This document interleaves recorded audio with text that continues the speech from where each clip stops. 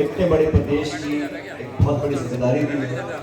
और ये बात सच है कि आपने अपने राजनीतिक जीवन के अंदर बहुत पहले शुरुआत करी थी और छात्र राजनीति से निकलकर आपने पहला चुनाव जिला परिषद का लड़ा दौसा से, फिर आप विधायक बने, मंत्री बने और आज वापस संगठन में एक ऐसे मोड़ पर आपको जिम्मेदारी दी है जहां पूरा देश आज इस बात को लेकर चिंतित है कि हमारे समाज के अंदर जो सबसे अंतिम छोर में लोग खड़े हैं, शोषित हैं, दलित हैं, पिछड़े हैं, गरीब हैं, असहाय हैं, उन लोगों की आवाज को अनसुनी तो सरकार कर रही है देश प्रदेश की, लेकिन साथ ही साथ उनके भविष्य के साथ खिलवाड़ हो रहा है। आप आंकड़ा देख लीजिए, ये सरकार जो डबल इंजन की सरकार है, हर क्षेत्र में जहां भी चोट लगाई जा सकती है वो किया है। चाहे संसाधन देने की बात हो, लोगों को वंचित रखने की बात हो, छात्रवृत्ति बंद करने की बात हो, नौकरियां देने की बात हो, छटनी करने की बात हो, आगे बढ़ाने की बात हो, दलित आदिवासी वर्ग को, गरीब वर्ग को, पिछड़े वर्ग को जानबूझ के षड्यंत्रपूर्ण तरीके से पीछे रखने की साजिश ये लोग 11 साल से कर रहे हैं दिल्ली में। और प्रदेश में भी जैसा डोटासरा जी ने कहा, राजस्थान में एक बहुत बड़ा तबका है जिनकी आवाज सुनाई नहीं देती, जो हमारे साथ खड़े हैं दशकों तक। उन लोगों के लिए उनके मान सम्मान के लड़ाई लड़ना, उनके हक अधिकार के लिए संघर्ष करना, उनकी आवाज को और बल देना, मैं समझता हूं ये प्रकोष्ठ की जिम्मेदारी रहेगी। और कांग्रेस पार्टी ने हमेशा, आज से नहीं, देश आजाद है उससे पहले से इस वर्ग के लिए, चाहे महात्मा गांधी हो, चाहे हमारे बाकी नेता हो, तन मन धन लगाकर समाज में बदलाव करने की कोशिश की, नियम बनाए, कानून बनाए, सामाजिक परिवर्तन लेकर आए, चेतना लेकर आए, लोगों को जागरूक किया, शिक्षित किया, आरक्षण दिया, आगे आने का मौका दिया। इस बात को पूरा देश और दुनिया जानती है। लेकिन आज इन बातों को दोबारा बोलने का समय आ गया, क्योंकि भ्रमित करने की राजनीति, जाति, धर्म, भाषा, लिंग के नाम पर लोगों को बांटने की राजनीति हावी हो रही है। इसलिए ममता जी आपको जिम्मेदारी दी है पूरे प्रदेश की, और देश में एक नया नेतृत्व मिला है गौतम जी के माध्यम से हम सब लोगों को। और मैंने इनको काम करते हुए देखा है चुनावों के अंदर। पद पोस्ट बात का है। चुनाव प्रचार में मुझे याद है जब लोकसभा के चुनाव थे तो बिना किसी लोभ लालच के, बिना किसी पद के, एक सामान्य कार्यकर्ता के नाते अपनी पार्टी, अपने उम्मीदवार को जिताने के लिए पूरी ताकत से लगे हुए थे। मैंने अपनी आंखों से देखा है दिल्ली के अंदर। इसलिए बहुत संघर्षशील, समझदार, सुलझे हुए व्यक्ति को खड़गे साहब और राहुल जी ने देश में जिम्मेदारी दी है। आप अपनी नई टीम का गठन करेंगे। लेकिन राजस्थान में गौतम साहब, यहाँ पर हमारी जो कांग्रेस पार्टी है वो धरातल से लेकर ऊपर तक बहुत मजबूत है। और हमारा ये ममता जी आज प्रकोष्ठ अध्यक्ष बनी है, लेकिन NSUI में रही, कांग्रेस में रही, तो हमारा जो इस प्रकोष्ठ और बाकी प्रकोष्ठों के साथ जो कांग्रेस, जो मेन पार्टी का संबंध है, वो बिल्कुल भाई बहन वाला संबंध है। और हम लोग पूरी ताकत के साथ, और मैं इस बात को कहना चाहता हूँ कि राजस्थान के अंदर जो सरकार आज चल रही है,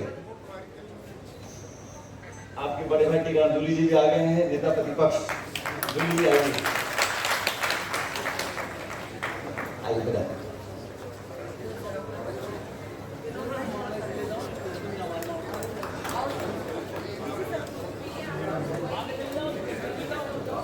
बीजेपी की सरकार ने पिछले 1.25 साल में एक भी ऐसा काम किया हो जहां पे गरीब, किसान, दलित, आदिवासी के उत्थान के लिए, ये तो उनके उत्थान के भाषण तक नहीं देते, कार्यक्रम बनाना, नीति बनाना, धन देना वो तो दूर की बात है।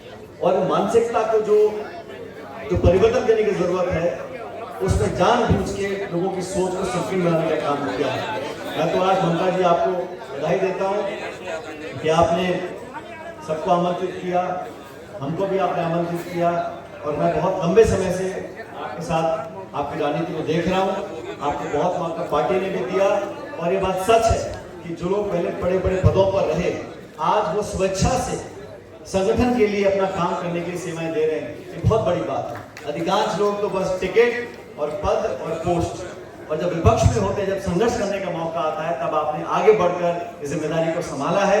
पूरा प्रदेश आपके साथ रहेगा। जैसा गोविंद जी ने कहा, पूरी कांग्रेस पार्टी हर संभव मदद करने के लिए आप तैयार रहेंगे। पूरे प्रदेश में आप जाएं, लोगों की आवाज बने और लोगों को जोड़ने का काम करें। दिल्ली की सरकार और भारतीय जनता पार्टी, आप ध्यान रखें, दलित वर्ग में भी आपस में टकराव पैदा करने के लिए कोई कमी नहीं छोड़ती।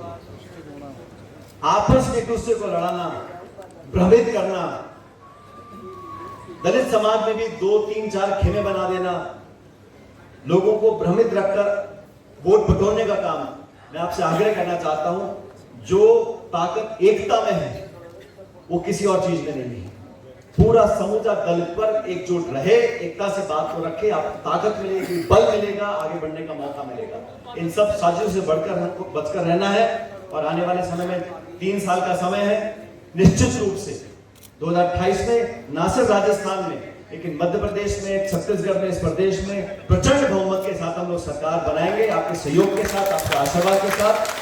और मैं उम्मीद करता हूं कि आप सब लोग पूरा सहयोग ममता जी को देंगे और हम मिलकर आप सब लोगों की आवाज बनकर परिवर्तन की लहर लेकर आएंगे और दोबारा कांग्रेस पार्टी का शासन बनेगा, जयपुर में भी और दिल्ली में भी।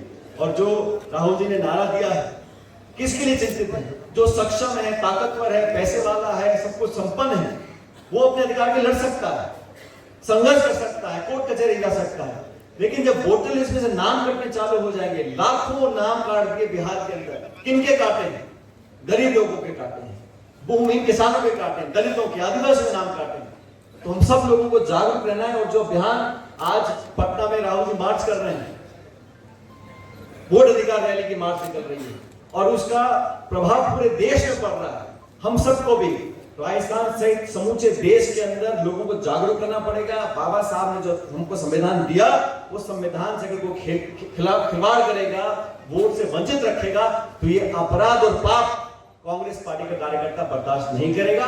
सड़कों पर आकर संघर्ष करेंगे। इसलिए भी आपको कमर कसकर रखनी है। एक बार पुनः ममता जी, मैं आपको बहुत मुबारकबाद देता हूँ। गौतम जी, आपका जयपुर में स्वागत करता हूँ और आने वाला भविष्य बेहतर हो, आप लोग फले फूले आगे बढ़े और मजबूती से कांग्रेस पार्टी को जिताकर भेजें।